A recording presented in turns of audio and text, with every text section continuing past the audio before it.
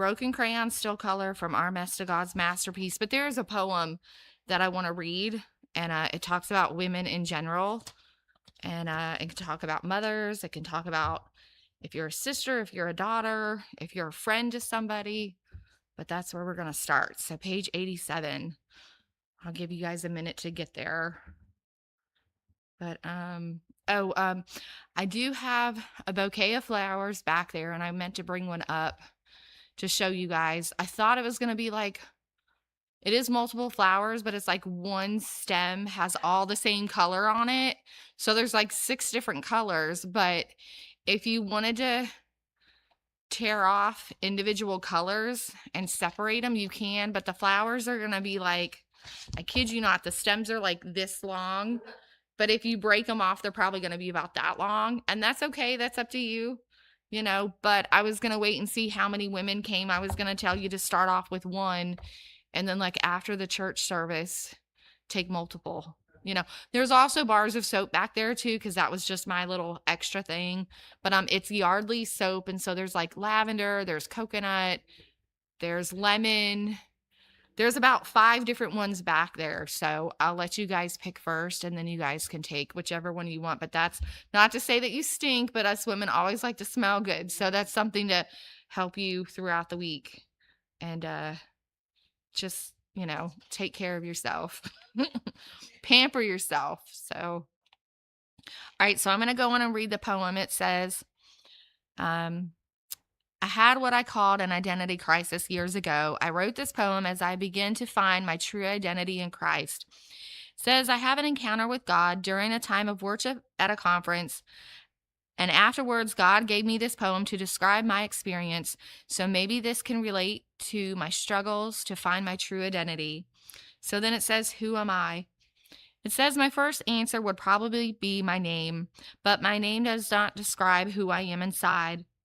I could then give the title of my profession, but that is not what I do. But that is what I do.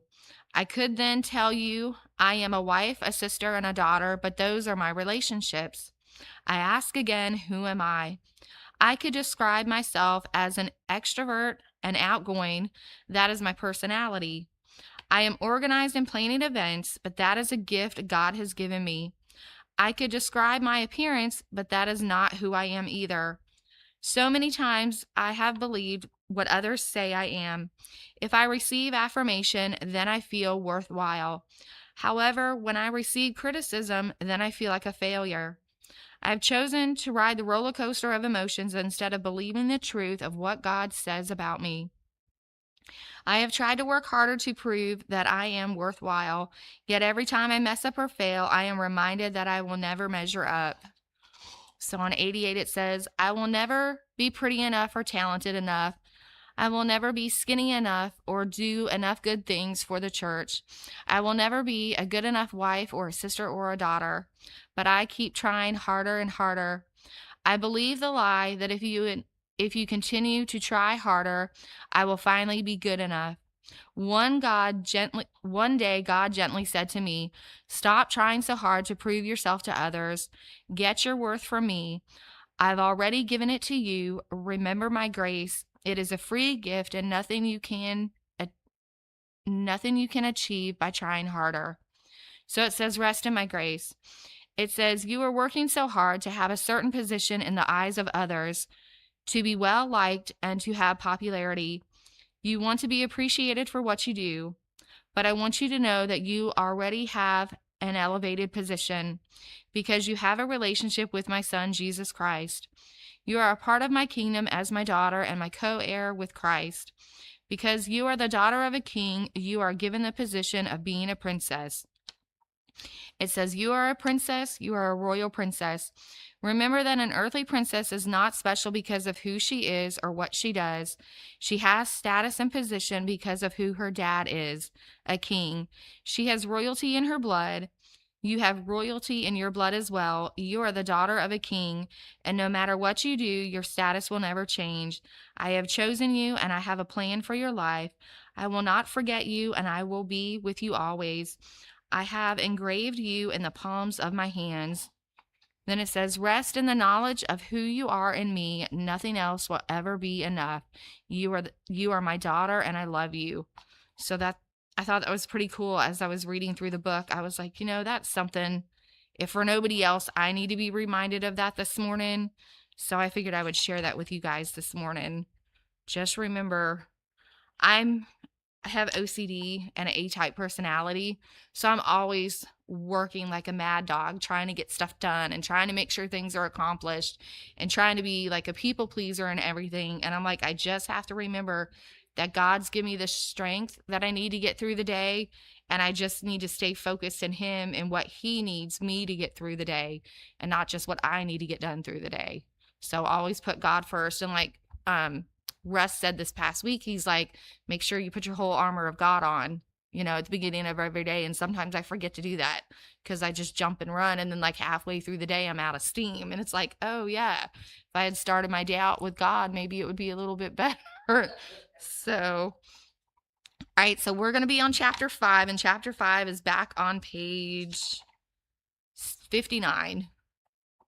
So it's faith in a sovereign God. And so I thought about doing a Sunday school lesson about mothers of the Bible, and it just wasn't coming together. And of course, with my busy week and not having energy or whatever, I was prayed about it. And I was like, you know what? I'm just going to stick to our Broken Crayons book. And then I think Joe is doing something for the church service for mothers. So I'll leave that up to him. So, all right. So chapter 5 is the orange crayon, and it says faith in a sovereign God. And so this woman who wrote the book has been talking about trials in her life and tragedies in her life. And so she's got another tragedy coming up. So I'm going to read it. It says, it was June 2009, and I had no clue how drastically my life would soon change. I thought some of the worst days were over, and I thought that I had dealt with enough major trials for a lifetime. However, on July 1st, 2009, that all changed when my dad, Chuck Sandstorm, was assaulted. Once again, a violent act was committed against our family. Dealing with my grandmother's murder was one of the most difficult things I had ever dealt with, but this time it hit even closer to home. It was my dad. Dad was assaulted so severely that it left him in a coma for almost 6 weeks and resulted in a severe traumatic brain injury called TBI. At first, I was in shock, completely numb, but eventually many emotions began to surface. There was anger, grief, pain, and bitterness. I heard myself saying, Lord, it's not fair. Why our family again? I don't know if I can handle this. I realized it was time for me to walk through the path of forgiveness once again and choose to trust God with the pain, the hurt, and the unknowns of this tragedy. And He led me down a path to find hope in the midst of tragedy. I won't lie to you, it hasn't been an easy road, but looking back, I can see God's presence with every step of the way. Every tear, every emotion, every joy, every disappointment, He has been there. So page 60, it says, I found out once again what Jesus was teaching in applicable,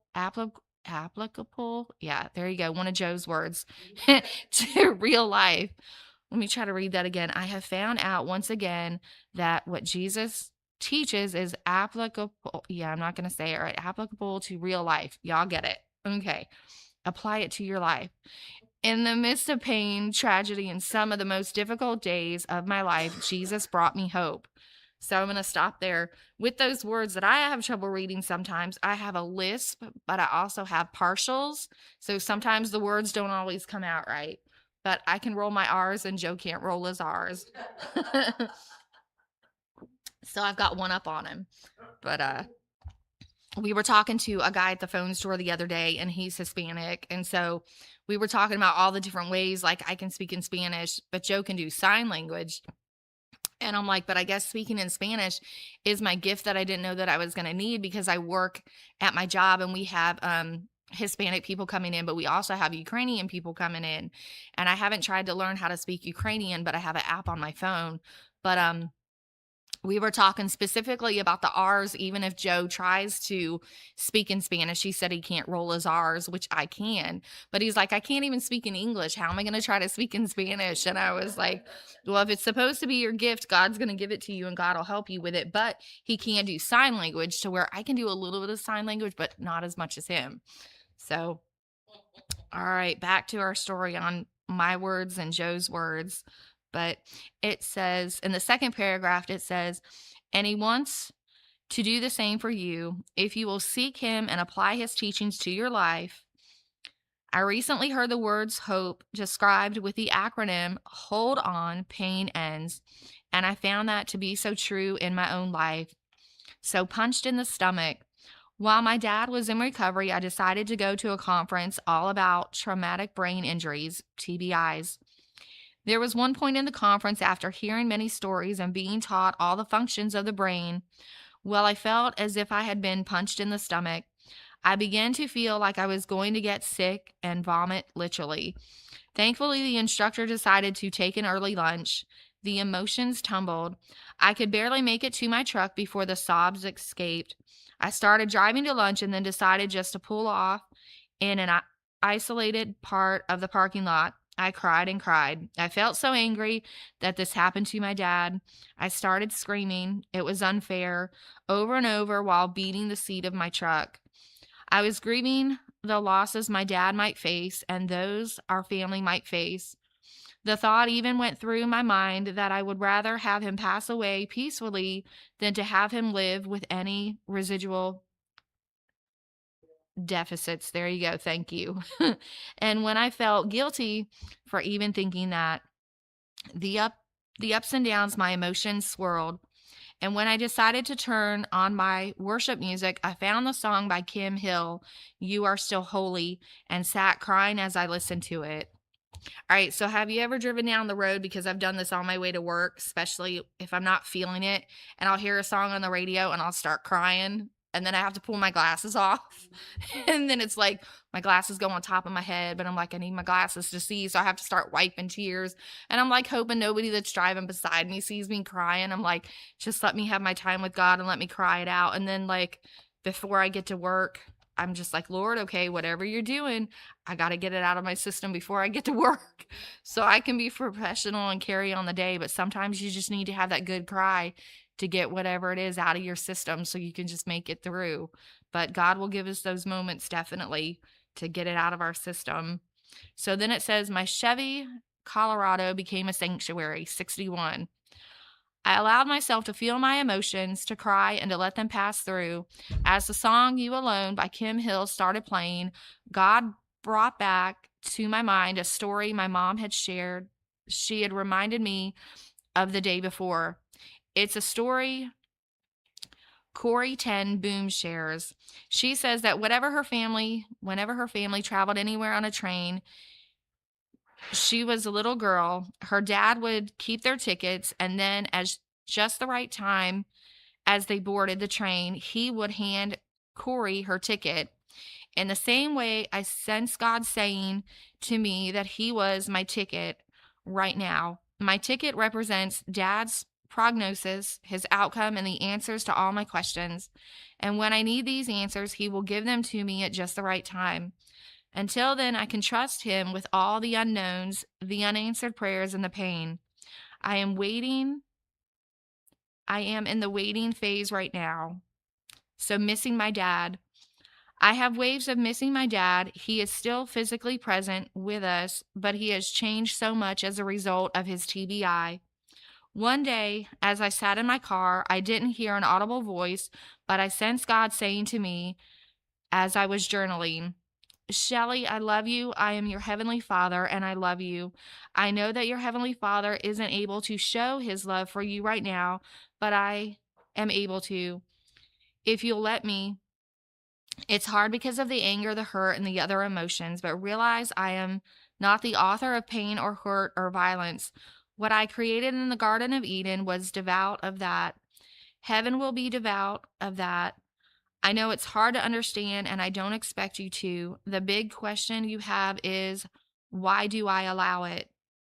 Think of your Pat, think of your 2-year-old niece, Allie, trying to understand calculus and physics.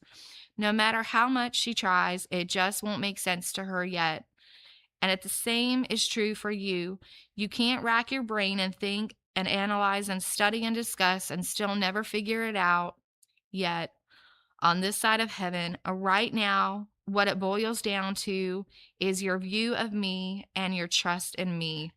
Yeah, I never got calculus and physics either, so that's okay. But I don't use calculus and physics in my day-to-day job, and that's okay. My son and I were talking about all the things that they teach in high school and all the things that they teach in college, and he's like, he feels like sometimes they teach it wrong because college should be like getting you ready for your job, but when he went to college, it didn't seem like they were getting him ready for like his career. Like, and I told him, I said, high school is just like reminding you and studying what you learned in elementary school. And yes, it should be getting you ready for college and showing you how to pay your bills and how to write checks, which I know we don't write checks anymore, but I was like, in high school they taught me how to write a check. I remember that, but they didn't teach me how to write a budget or anything like that. Any of those things I had to learn from my mom and dad, or I had to learn from Joe. We kind of had to learn it together. We did not get the schooling that I thought we needed in high school for being adults. We knew we wanted to be married. We knew that we wanted to have kids, but we didn't have any life lessons that we needed to kind of help us get through. So we had to learn as we go. I'm going to check something real quick. I told my son earlier today, he wished me a happy Mother's Day, my youngest one. And I was like, thank you for being such a good kid. And he's like, thank you for having me. Not sure why you picked Joey though. LOL. I was like, I don't have a favorite. I tried to tell them that a couple weeks ago. We were having a deep, intense conversation. And everybody says that Matthew's my favorite because he's the baby. And I'm like, just because he's the baby doesn't mean he's my favorite. I'm like, the 2 older ones are out of the house and he still needs learning how to live life. And so Matthew and I, we have a lot of lunches together only because we talk about life lessons. He's still learning. And yeah, I told them, I was like, Joey and Becky are always going to be learning, even though they're 27 and 30. But I'm like, he needs more help because he is the baby. But I'm like, he's not my favorite. So he's the baby and he needs a little bit more grace or whatever, and I guess mercy. And I'm like, you guys got that when y'all first moved out. I'm like, y'all might not remember that, but I was there for you guys, just the same. But yeah, and he's at work, so he might be struggling today though, but he knows I'm in church. He just doesn't know that I'm doing Sunday school. So I'm gonna let him know I'm doing Sunday school, man. I love you, but so he did actually scare me yesterday. I'm gonna take a minute in our story and share something personal while I'm talking about him. So he was supposed to come to a Mother's Day celebration at my daughter's house, and it was gonna be like my daughter's, the 4 of them, so the 2 grandgirls and my son-in-law, my daughter, and then it was supposed to be my youngest son, Matt, because my middle son is out of town right now. He took his wife to Covington, Georgia, because she wanted to go there for Mother's Day. So we were like, we'll see them on Monday. We already had that set up. Well, 5:30, Matthew was supposed to be there. 5:45 rolls around, and we had bought dinner and we didn't want dinner to get cold, so we all started eating. And then 6 o'clock, 6:30 rolled around, 7 o'clock, 7:30 rolled around, and I'm ready to go home because I'm tired. We'd been there since 8 o'clock that morning watching the grandgirls. So I'm like, okay, well, maybe he had a hard day at work and he went home and fell asleep, didn't wake up, missed his alarm, whatever.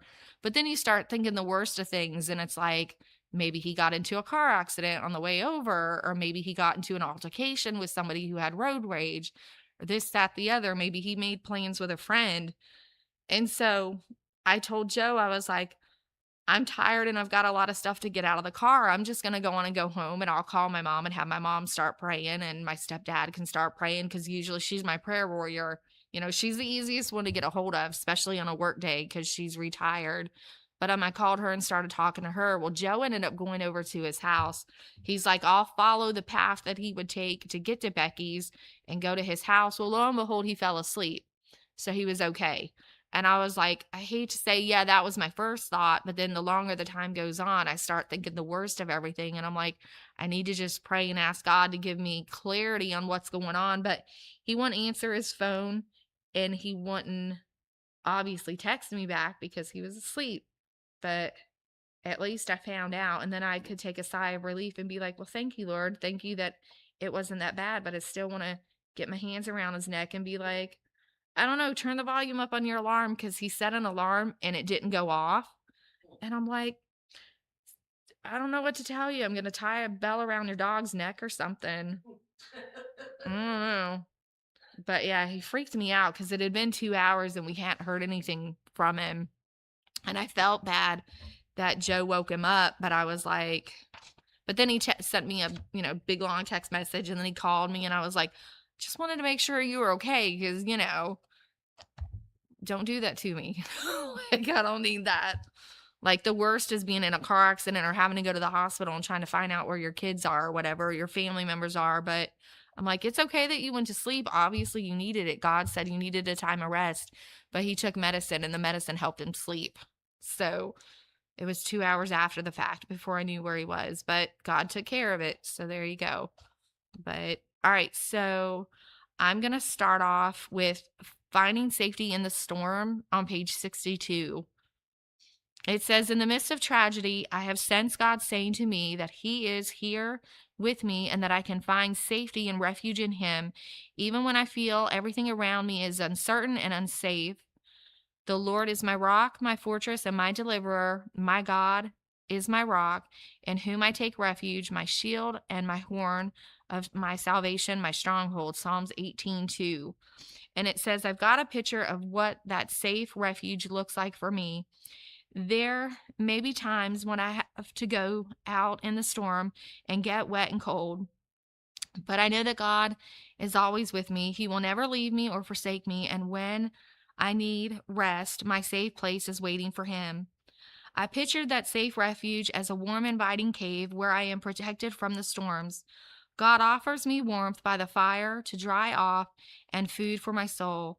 He says, come to me, all who is weary and heavy laden, and I will give you rest. Matthew 11:28. And then it says, he walks with me. He doesn't stay behind in the cave. He will be with me to give me the strength and the wisdom I need to navigate the storm. Storms come and go, and I can't predict when they will come. This is a storm that has entered my life. I was not expecting or planning my dad to be assaulted, resulting in a coma and a severe brain injury, but now I have to deal with it. Kind of like floods, wildfires, hurricanes, and earthquakes are unexpected disasters that leave behind so much damage. I feel like my life is a rumble again. It feels as if my heart is broken and hurting. And then it talks about rebuilding after a storm. As I journaled one day while my dad was still in a coma, this is what I sensed God saying to me. It says, Shelley, you may feel like your life is in a rubble again, but you realize that I am able to restore what the locusts have eaten, and I am the ultimate rebuilder of hearts and lives. As we work together at rebuilding the walls of your life, there will be a greater and deeper beauty seen in you what was evident. Hold on, sorry. Let me read it again. There will be a greater and deeper beauty seen in you that was evident before. I am able to bring good out of any situation, and I am healing and restoring the brokenhearted. Beloved, your heart was broken, but as we rebuild and restore the brokenness with you, there will be a beauty that far exceeds anything you could have imagined before. Trust me. Hold on to my hand as we walk through the storm together. Come take shelter with me and find refuge in me, and surrender your broken heart to me. I am the healer and restorer of broken hearts. And so that day I found peace again in his safe refuge. I was given the hope of a promise, the promise of rebuilding after the storm, the rebuilding of my broken heart. He heals the brokenhearted and binds up their wounds. Psalms 147:3. So then we're going to talk about a different type of grief. It says, to outsiders, it may seem as if today all is well and that we're doing great. Now that Dad is out of the coma and able to live on his own again, he is walking, talking, driving, and even working a small part-time job. However, there is a different type of grief I feel. There are losses that I face each day as we learn to deal with the long term effects of Dad's brain injury. It is hard to put into words, but I felt this grief wash over me again when I started reading Lee and Bob Woodruff's book, In an Instant.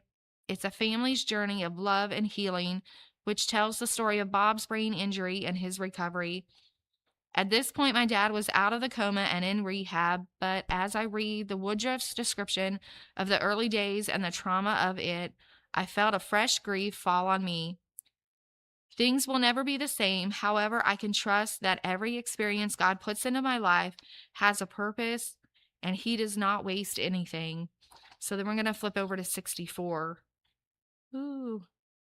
All right. So it says Corey Ten Boom, a Nazi prisoner camp survivor and one of the heroes of the faith, says, every experience God gives us, every person He puts in our lives is the perfect preparation for the future that only He can see. So then it says, the moral of the story, it says, until I reach heaven, the storms will continue to come. Pain, devastation, heartache, and grief. Then broken crayons. However, I have the promise that God will walk with me through every single storm.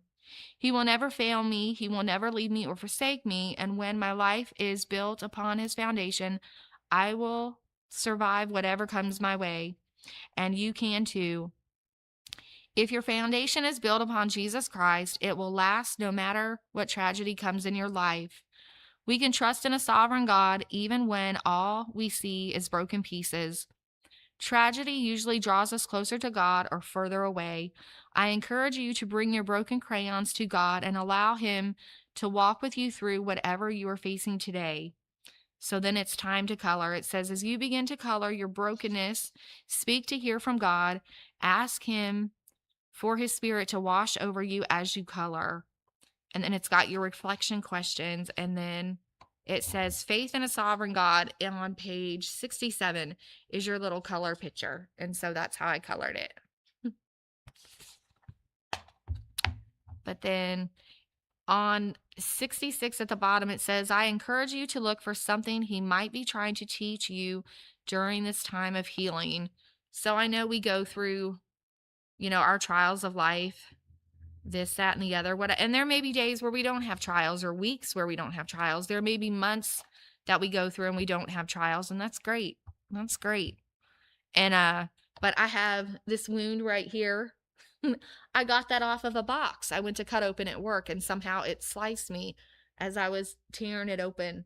But I'm like, God, okay, what are you trying to teach me? Maybe not to tear open boxes, maybe to ask people for help. I don't know. But I get nicks and cuts at work all the time.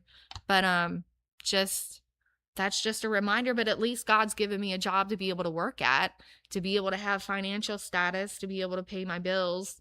And that I'm there basically to take care of other people and to help other people through them circumstances. But it's not always pretty to have the scars. But if you don't have the scars, you might forget, So maybe God's got that there for a reason.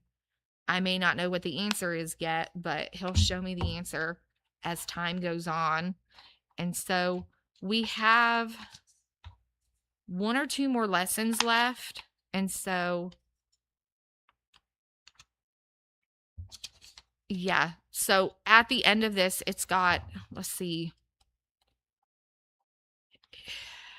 I might read through and go through page 84 when we get done with the chapters. It's got the recommended resources, but I'm not going to do that. On page 85, it's got a bunch of other stuff. It's got like the warrior's prayer, clinging to the cross, share your story in a book. So I've journaled in a book before, parts of my life, so I don't forget. But there are things about my childhood that I don't always remember. And my mom and I will be talking about something and she's like, well, I don't remember it this way, or I remember it this way.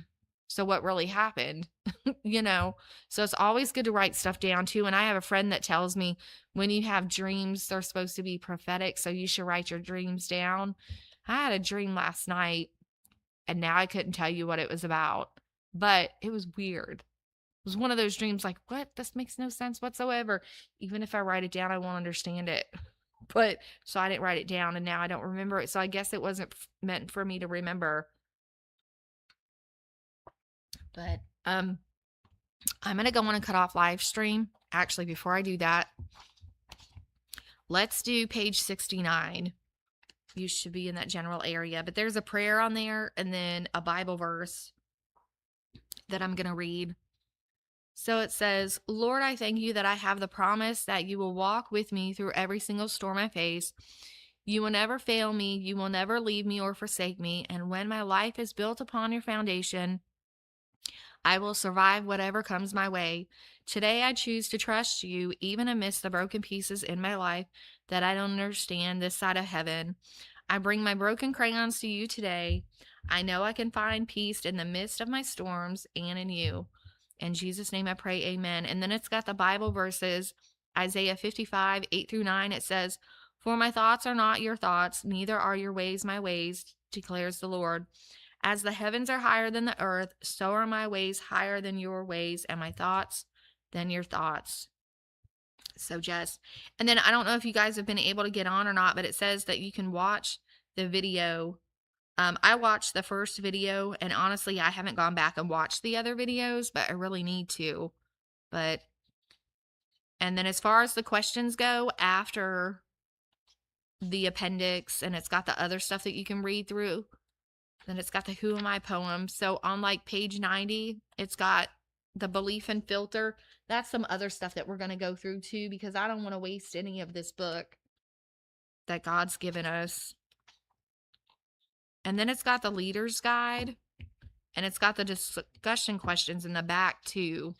But as you go through, just try to answer your questions as best you can. And if you have, like if you can't find the answers to some of the things, we'll figure that out as we go, but we'll go over that together. Hey, Lee, can you cut off live stream for me? Is that what they were sending you to do? Wow.